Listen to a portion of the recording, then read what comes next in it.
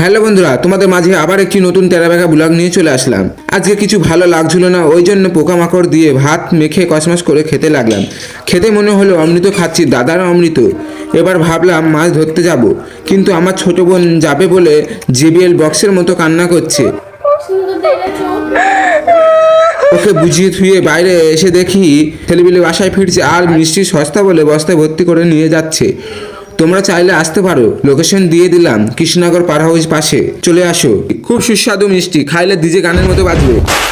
Buddy, you're a boy, make a big noise, playing in the street, gonna be a big man. হাঁটতে হাঁটতে চলে আসলাম সাগরের পাশে। এই সাগরে আজকে ইলিশ মাছ ধরা ফ্রি, কিন্তু একটি সমস্যা আছে, যে পুঁটি মাছ ধরবে তার জন্য ফাইন আছে। ইলিশ মাছ ধরার জন্য সুস্বাদু টোপ তৈরি করলাম। এটা সাগরে ফেলার মাত্রই একটি বড় সাইজে ইলিশ ছিপে উঠে পড়লো। এখন এই ইলিশ দিয়ে আমার দাদুর বংশ পর্যন্ত খেতে পারবে। আর মাছ ধরি নাই, সোজা বাড়ি চলে এলাম। আমি এখন খাচ্ছি জলপাই ওষুধ। এটা সাধারণ জলপাই নয় ভাই, এটা জিভ কাঁদানো ওষুধ।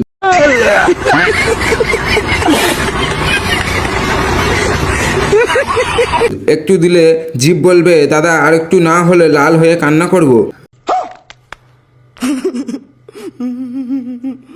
আহা, খেতে কি সুন্দর লাগছে। তোমরা কি খাবে?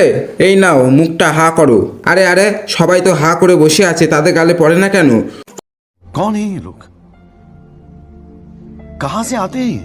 তুই সারা ভিডিও করছিস, তাহলে ওরা খাবে কিভাবে? আহা, আমি তো বুঝতে পারিনি এটা রেকর্ড চলছে।